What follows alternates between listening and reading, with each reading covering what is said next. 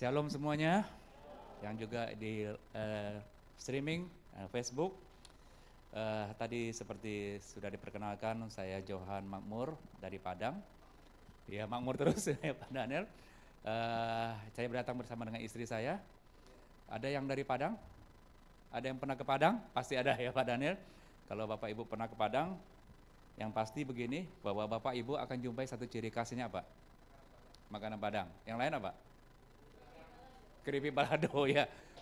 Tapi saya mau informasikan, kalau Bapak Ibu ke Padang, yang Bapak Ibu akan lihat ternyata banyak sekali orang Padang di kota itu.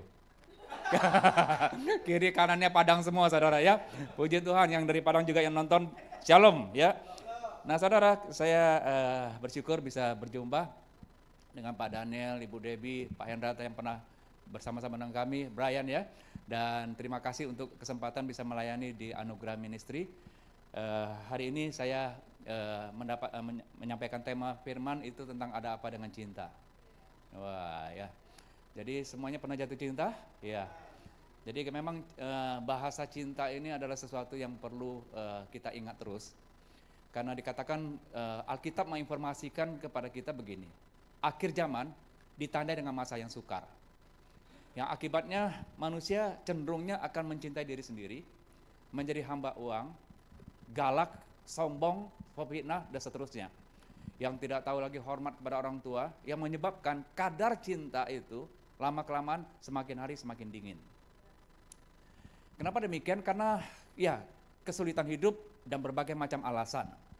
Sehingga di Alkitab itu pernah menceritakan kepada kita tentang bagaimana Tuhan itu sendiri pernah menegur gereja, 7 gereja mula-mula yang dianggap memiliki kapasitas setara dengan gereja mempelai, nyaris sempurna.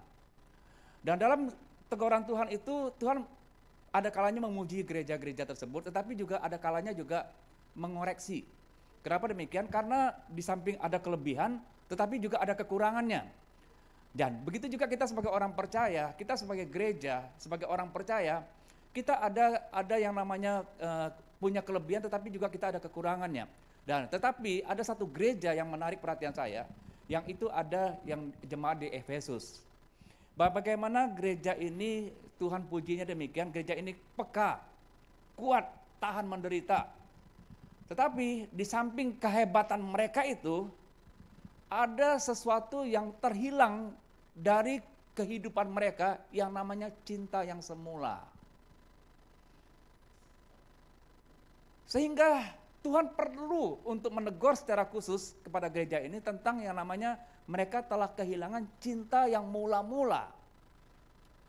Dan apa akibatnya? Tuhan katakan begini, ketika kita jatuh di dalam kondisi sudah tidak lagi standarnya seperti cinta yang mula-mula, maka sebenarnya itu kita sebetulnya sudah jatuh. Jatuhnya bukan karena berzina, jatuhnya bukan karena berbuat dosa yang lain, tapi gara-gara yang namanya standar cinta mula-mula itu telah turun.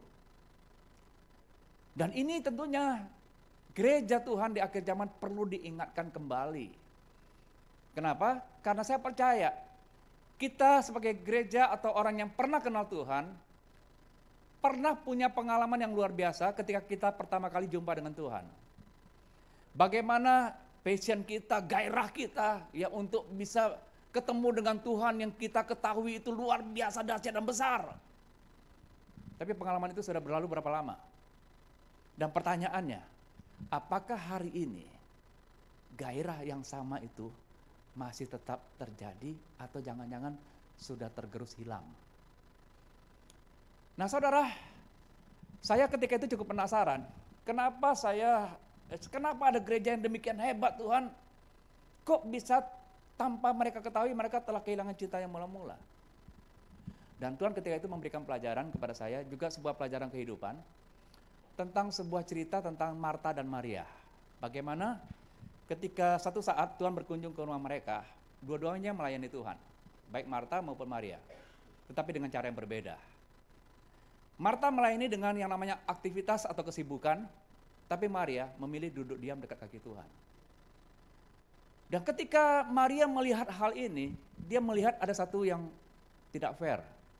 Kenapa Tuhan lebih memperhatikan Maria yang hanya duduk diam dekat kakinya, Di samping saya yang begitu sibuk dan repot. Dan ketika itu Tuhan hanya katakan begini, Marta, Marta, kenapa engkau menyusahkan dirimu dengan hal-hal yang tidak perlu, katakan demikian. Tetapi Maria telah memilih yang terbaik yang tidak akan diambil lagi daripadanya. Apa itu? Relasi atau hubungan dengan Tuhan. Kita sebagai gereja sering terjebak yang namanya aktivitas. Karena alat ukur gereja kadang-kadang berapa sibuknya gereja atau aktivitas. Tetapi ada kalanya kita mengabaikan yang namanya hubungan kita dengan Tuhan. Aktivitas menuntut waktu. Berapapun waktu yang kita sediakan, itu akan digerus terus. Ada orang yang punya jam kerja 8 jam, ada kalanya mesti lembur 10 jam, 12 jam, bahkan ada yang kerja sampai lebih daripada itu. Karena yang namanya aktivitas akan ngejar terus. Dan ini yang membuat kita itu kejebak di dalam yang namanya fenomena gereja yang disibukkan, direpotkan dengan yang namanya aktivitas atau pelayanan. Dan kita mulai mengabaikan yang namanya hubungan kita dengan Tuhan. Saya ditegur melalui anak saya. Saya punya anak 4 orang, ya 2 perempuan, 2 laki-laki. Dan pada waktu itu saya masih ingat bagaimana mereka ketika masa sekolah mereka cukup berprestasi. Dan ada satu anak yang nomor 3 itu punya prestasi yang boleh dikatakan sering mendapatkan ranking. Dan ketika itu seperti biasa ketika menerima raport bulanan, raport tahunan, itu dia selalu report kepada saya. Dan kali ini reportnya begini, tapi dia namanya Presi, dia sebut dirinya Esi juara lagi nih Papi. Dan seperti biasa saya meresponinya begini, waduh kamu pintar ya. Nah sekarang gini, janji ya, Papi mau berikan kamu hadiah. Ya, kalau kamu mau minta apa, tapi jangan janji yang Papi punya kesanggupan, Papi akan lakukan itu. Dia lihat saya, yang benar Papi. Dia pandang saya, yang benar Papi? Iya, benar nih ya? Iya, sekarang Esi mau minta hadiahnya. Apa hadiahnya Esi? Nanti sore nih, bisa nggak kita berduaan aja, Papi dengan Ai, ya? Kita berduaan saja pergi makan di Kentucky Fried Chicken. Saya kaget, loh kamu kok minta itu saja? Dan dia lihat saya sambil senyum, bisa? Bisa Papi? Saya langsung sadar, anak saya nggak minta yang lain. Tetapi yang dibutuhkan adalah sebuah hubungan. Dia membeli waktu saya untuk bisa bersama-sama dengan dia. Duduk semeja, makan, ngobrol. Itu lebih daripada segala yang mungkin bisa dia pikirkan. Begitu juga dengan Bapak kita, dengan kita saudara. Berapa banyak kadang-kadang Bapak lagi menunggu kita. Aku tidak terlalu bangga dengan pekerjaan yang kau bisa berikan kepada aku. Tetapi waktu yang kau sediakan untukku, kata Tuhan. Dan di situ saya ketika itu hampir nangis. Ketika melihat anak saya membutuhkan saya, bahkan mau membeli waktu saya. Karena pada waktu itu saya sibuknya luar biasa. Baru pelayanan, semangat mula-mula, panggil sana, melayani sini, berangkat ke sana, dan seolah-olah semuanya sudah oke. Tetapi di situ saya belajar, hubungan punya kekuatan melampaui daripada aktivitas kita. Yang percaya boleh katakan amin. Nah selanjutnya begini, apa sih cinta itu? Saya mau mengajak kita untuk melihat di 1 Korintus pasal yang ke-13. 1 Korintus pasal yang ke-13.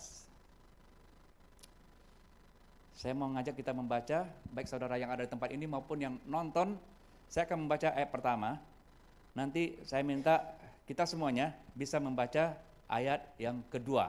1 Korintus pasal yang ke-13 ayat pertama. Di situ Paulus menulis sebuah tema tentang love atau kasih atau cinta. Saya akan baca ayat pertama. Sekalipun aku dapat berkata-kata dengan semua bahasa manusia dan bahasa malaikat, tetapi jika aku tidak mempunyai kasih, aku sama dengan gong yang berkumandang dan canang yang gemerincing. Ayat kedua saudara.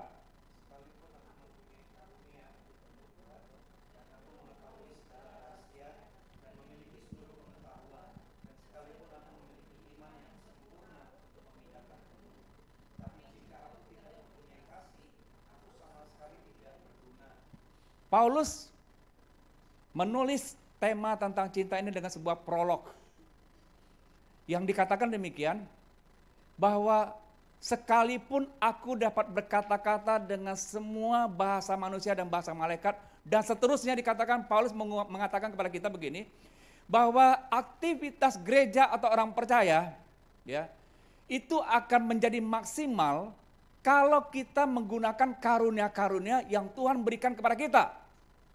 Bahasa malaikat itu bahasa roh, bernubuat, ya, dan juga pengetahuan, iman, dan seterusnya. Tetapi itu bisa terjadi jika tanpa namanya kasih.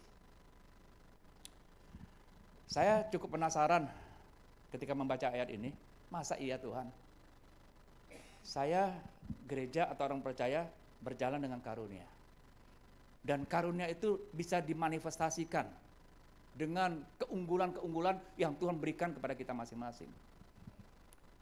Tetapi Tuhan mengingatkan saya, anakku ingat, engkau bisa lakukan itu, tetapi juga tanpa yang namanya kasih. Contoh,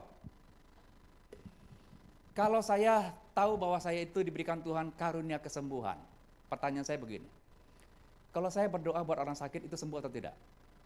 Umumnya sembuh, karena karunia yang Tuhan berikan kepada saya.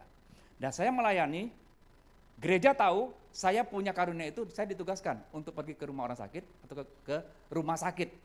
Untuk apa? Untuk kunjungan, untuk berdoa buat orang sakit. Dan ketika gereja memerintahkan saya untuk pergi ke sana, ya, saya jalan karena disuruh oleh atasan. Tapi persoalannya ketika saya melayani itu,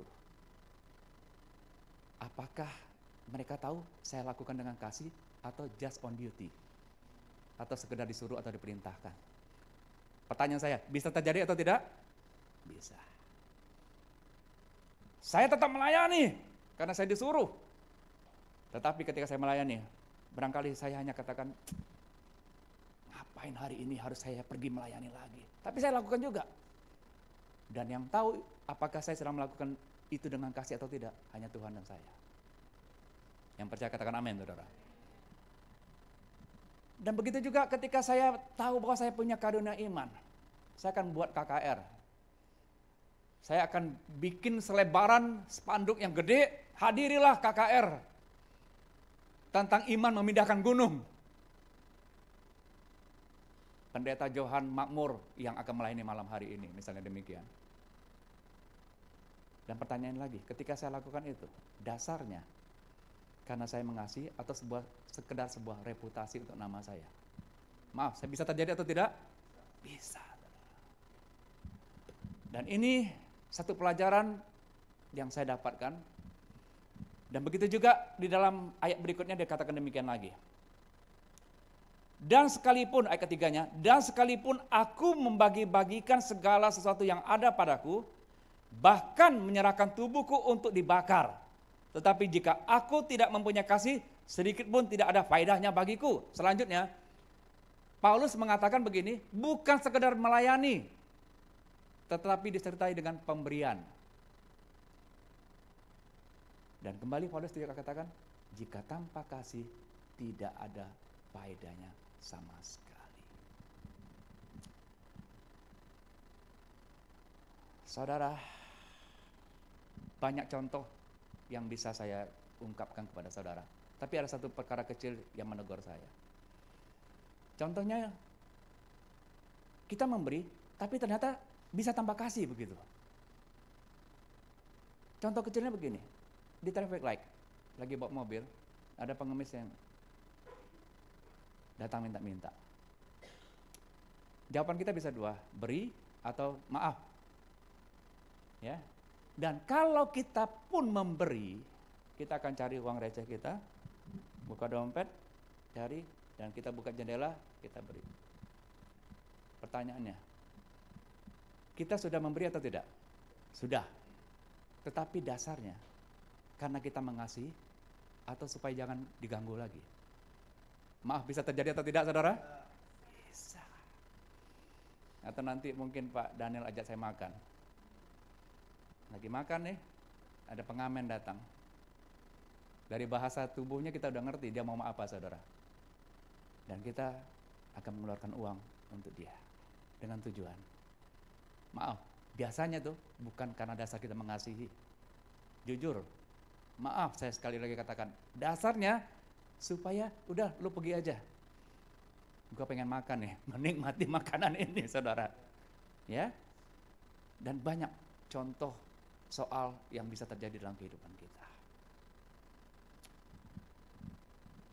Dari tadi saya mendengarkan lagu, di saat badai bergelora, ku akan terbang bersamamu, ya. Dan kekuatan cinta atau kasih itu bagaimana sih? Saya akan bacakan buat saudara. Di dalam ayat keempat, tentang definisi daripada kasih. Kasih itu sabar, kasih itu murah hati, ia tidak cemburu, ia tidak memegahkan diri dan tidak sombong. Ia tidak melakukan dan tidak sopan dan tidak mencari keuntungan diri sendiri. Ia tidak pemarah dan tidak menyimpan kesalahan orang lain. Ia tidak bersukacita karena ketidakadilan, tetapi ia bersukacita karena kebenaran. Ia menutupi segala sesuatu, percaya segala sesuatu, mengharapkan segala sesuatu, sabar menanggung segala sesuatu. Itu definisi kasih.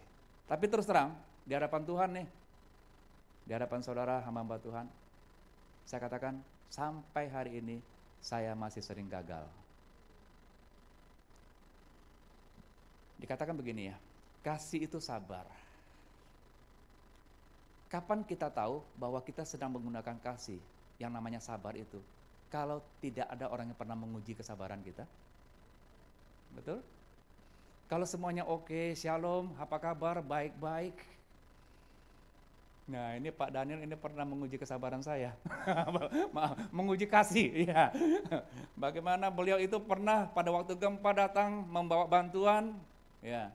Dan ketika itu juga rencana memberikan bantuan untuk gereja-gereja yang roboh. Termasuk gereja kami roboh. Dan beliau tinggal di rumah kami. Tapi ketika itu Pak Daniel terus terang katakan, Pak Johan, visi Anda terlalu gede. Maaf, bantuan gereja yang akan kami alokasikan bukan untuk gereja Anda, tapi untuk gereja yang lain. Wah, saya ketika itu cukup kaget juga. Waduh, kita sudah serumah nih Pak Daniel. Kok tega-teganya demikian? Tetapi Tuhan katakan, yang kasih, engkau harus rela untuk orang lain. Yang percaya katakan amin saudara. Terima kasih Pak Daniel telah menguji saya Pak. Untung saya nggak jatuh saudara ya. Jadi ini memang sesuatu yang rasanya kita pikir simpel. Kasih itu sabar, ya kalau nggak ada yang ganggu kita ya aman. Tapi ketika ada yang ngutak-utik urat sabar kita saudara, ya kira-kira kita masih tahan atau tidak? Kasih itu murah hati, tidak cemburu. Kalau nggak ada orang yang bandingkan saya satu dengan yang lainnya, ngapain saya mesti cemburu? Tapi ketika ada yang bandingkan, Johan you lebih bagus dari ini. Wah, atau orang ini Johan lebih hebat dari you. Kira-kira gimana? Hati kita kan mulai gimana ya? Ada sentuhan-sentuhan tertentu yang menyebabkan kita pikir lagi, iya ya, kok dia lebih hebat? Mulai cemburu, mulai jealous ya. Dan seterusnya. Kasih itu menutupi segala sesuatu, percaya segala sesuatu, mengharapkan segala sesuatu, sabar menanggung segala sesuatu. Saya bulan Mei tahun 98 diangkat menjadi gembala yang bekerja secara full timer. Dan ketika itu pengembalaan kami jemaatnya cuma 70 orang. Ada 2 gereja dan 1 perintisan yang ada di Padang Sumatera Barat. Dan tiba-tiba saya diminta untuk jadi full timer. Dalam hati saya oke, karena saya ketika itu dalam kondisi sulit, bangkrut. Saya terima jabatan itu dengan harapan kedepannya saya bisa melayani lebih baik lagi. Apa yang terjadi saudaraku? 2 minggu kemudian rumah kami dibakar massa. 2 minggu. Dan ketika itu apa yang terjadi saudara? Saya hanya gak bisa ngomong apa-apa. Tuhan baru 2 minggu kok ada serangan yang begini hebat. Anak kami yang nomor 4 itu hampir dilempar dari atas, kalau bisa ditampilkan fotonya. Hampir dilempar dari atas tempat kami tinggal itu di ruko. Dengan usia pada waktu itu 1,5 tahun, dia jerit-jerit. Dan saya ketika itu gendang nomor 3, api membakar dari bawah. Dan kami naik ke atas, ke dek atas itu, ya sudah nggak bisa apa-apa lagi, kecuali lemparin anak dari atas. Dan ketika itu saya melompat ke sebelah, dengan harapan tetangga sebelah masih bisa buka pintu, tapi rupanya mereka juga sudah kabur. Dan ketika itu saya hanya katakan sama istri saya, tenang, ini badai, ini gelora yang seperti tadi BL katakan. Tetapi kita percaya di balik semuanya itu Tuhan pasti tolong. Dan apa yang terjadi saudara, gak lama ada Brimob datang, nerobos rumah tetangga kita, nembak gembok yang dikunci dan kami bisa lolos ke bawah. Tapi seorang anak rohani kami tertinggal di dalam. Dan itu hari Jumat malam, 6:30 malam, dan api baru bisa dipadamkan 9:30. Dari pinggir jalan saya melihat rumah saya dibakar, api naik, tabung gas meledak. Harapan saya, tolong Tuhan, namanya Andreas, pemain musik kami. Tolong Andreas Tuhan. 9:30 pemadam kebakaran berhasil memadamkan api dan saya masuk. Ketika itu ketua RT tahan tangannya. Pak Johan, jangan, api masih banyak Pak Johan. Tapi enggak apa-apa Pak, saya tahu kondisi rumah saya, naik ke atas. Dan di atas di lantai 2 pemadam kebakaran memberikan laporan. Telah ditemukan seorang pria dengan tangan terangkat ke atas dan pria ini telah meninggal dunia. Dan saya tahu itu anak kami, Andreas, yang harus meninggal dalam keadaan. Saya berteriak di tengah kegelapan itu, saudara. Dalam hati saya, Tuhan, Engkau tidak fair. Saya mendedikasikan diri saya sepenuh waktu, tetapi kenyataannya 2 minggu saya harus alami demikian. Singkat cerita, kami dievakuasi. Hari Sabtu ada pertanyaan dari gereja pusat kami, tetap ibadah atau tidak? Gimana ibadah? Baju sudah nggak punya. Ya, bahkan saya keluar pakai celana pendek. Dan ketika itu ada message dari pemimpin kami, kasih tahu Johan, Roma 8:28. Roma 8:28. Kita tahu sekarang bahwa Allah turut bekerja dalam segala satu untuk apa? Mendatangkan kebaikan bagi kita yang apa? Mengasihi Dia, bagi kita yang terpanggil sesuai dengan rencananya. Saya ketika membaca ayat itu saya dingin, saudara. Kenapa? Kondisinya lagi nggak baik untuk dihibur dengan kata-kata ini saja. Yang saya butuhkan lebih daripada itu sebetulnya. Tetapi itu sebuah kenyataan yang harus saya terima pada hari Sabtu itu. Saya renungkan lagi itu firman, tiba-tiba firman itu seperti ngejar saya gini. Allah turut bekerja dalam segala sesuatu. Segala sesuatu itu kan sangat luas. Bisa dalam keadaan baik, kurang baik, atau sangat jelek menurut yang kita alami. Tetapi bagaimana caranya kita bisa mengetahui, Dia bisa mengubahkan atau mendatangkan kebaikan bagi kita? Bagaimana caranya? Saya mendapatkan caranya cuma satu. Apakah engkau tetap bisa mengasihi? Ketika ayat itu kena di hati saya sampai keputusan, minggu kita tetap ibadah. Seorang diaken tanya sama saya, Pak Johan, peti mati masih ada. Yuk mau ibadah bagaimana caranya? Saya pinjamin ya. Sepatu, kaos kaki, celana, sampai kepada setelan jas. Ukuran kita sama, saya pinjamin. Siap, saya mau melayani hari Minggu. Ngomong sama istri, kita semuanya yang tadinya suka memberi nih, pakaian kepada orang lain, kita harus terima pakaian bekas pada hari itu. Kenapa nggak punya apa-apa lagi, saudara? Dan saya masih ingat hari Minggu itu kami naik mimbar. Ngomongnya begini, Tuhan, kami mau belajar untuk mengasihi orang-orang yang telah menganiaya kami. Karena kami mau melakukan firman-Mu ya Tuhan. Ajar kami. Gak lama setelah kebaktian selesai, saya minta kawal tentara yang ada di berjaga-jaga dekat tempat kami. Tolong kawal Pak, kami mau ngubur anak kami. Oh ya Pak, kondisi masih belum kondusif. Yang cepat aja Pak. Saya ketika itu harus numpang di rumah orang lain. Dan 3 minggu dapat surat dari pemerintah yang mengatakan begini, diundang organisasi massa untuk bisa memberikan bantuan untuk diserahkan di kantor kecamatan, yang saya masih ingat kecamatan Padang Barat. Saya baca surat itu, saya masih numpang di rumah orang lain, tapi ada yang butuh bantuan nih. Saya kumpulin jemaat, pengerja untuk kumpulin dana. Dan pada hari hanya saya datang membawa persembahan dari gereja kami. Oh, rupanya sudah banyak yang datang. Ada pendeta ini, ketua organisasi ini, dan seterusnya. Dan seperti biasanya perkenalan. Camat di depan, nunggu nih. Yang ini, gereja ini, namanya ini organisasi, sampai kepada giliran saya. Saya bilang, Pak Camat gini, Pak Camat, nama saya Johan Makmur, gereja ini. Tapi kalau tanya tempat tinggal, maaf Pak Camat, saya belum punya tempat tinggal yang tetap. Dia bingung. Kenapa begitu Pak Pendeta? Ya, 3 minggu yang lalu rumah kami dibakar massa Pak. Oh, maaf, itu rumah Pak Pendeta, ada yang meninggal di dalamnya ya? Iya. Boleh bicara? Saya dari duduk sini diajak ke pojok sana misalnya demikian. Dia tanya begini, Pak Pendeta, rumah Anda dibakar jam 6:30, 6:30 api bisa dipadamkan, betul?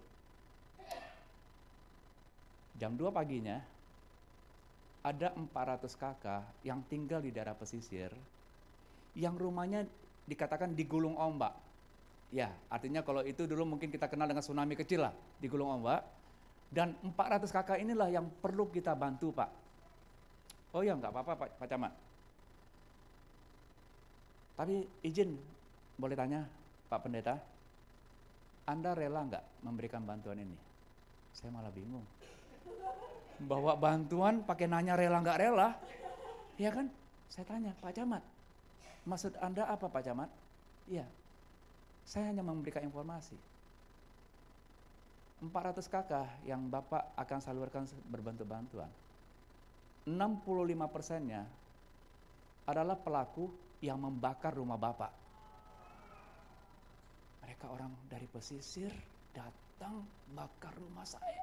Dan saya datang bawa bantuan buat orang yang bakar rumah gua.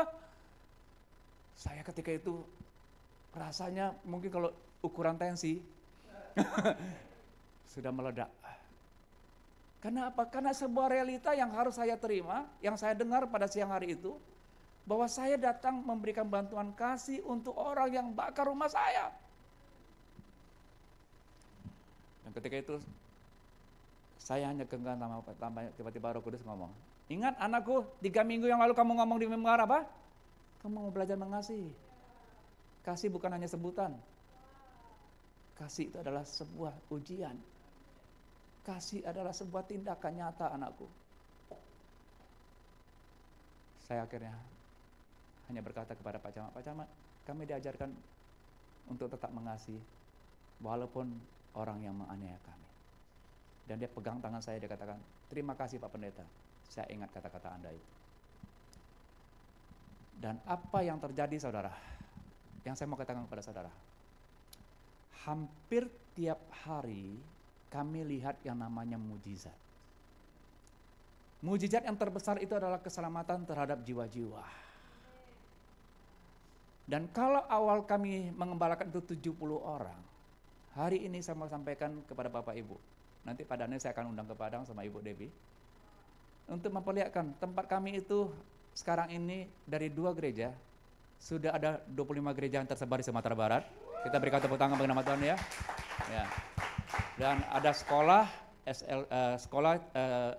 TK itu 27 TK, dan juga ada sekolah dari SD sampai SMA, ya, sekolah Kristen, dan juga jumlah jemaat yang beribadah aktif setiap minggunya mencapai 3.000 jiwa.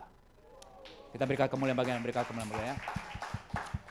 Saya hanya mau mengatakan begini, kasih memang sebuah kata-kata yang punya misteri. Cinta enak didengar. Saya mengatakan sama istri saya, I love you. Dan dia tahu, itu ekspresi. Tetapi kebutuhan terhadap cinta itu perlu pengorbanan. Yang percaya katakan amin. Ketika kita mau menyalurkan cinta itu perlu pengorbanan. Saya akan tutup. Kalau bisa ada pemain musiknya bisa standby. Ya, kita akan tutup. Kita mau baca sama-sama. Di 1 Korintus pasal yang ke-13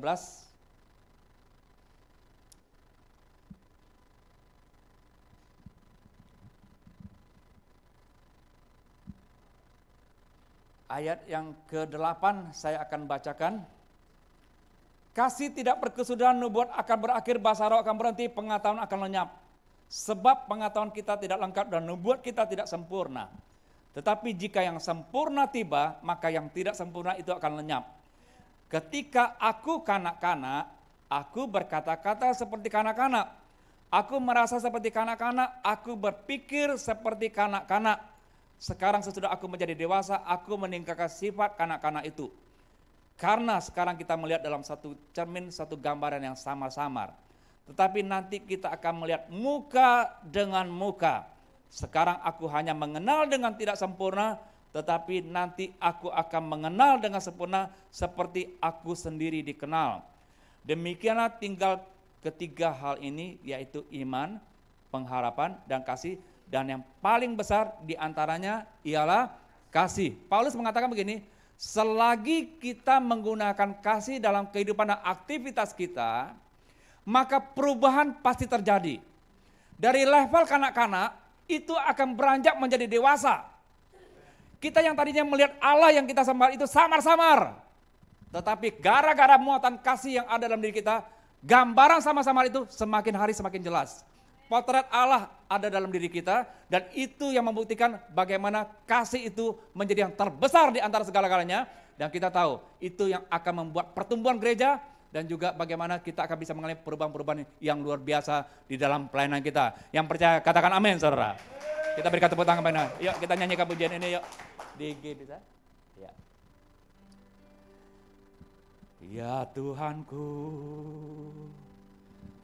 aku hendak bernyanyi bagimu selama aku hidup. Ya Allahku, ya Allahku, aku hendak bermazmur bagimu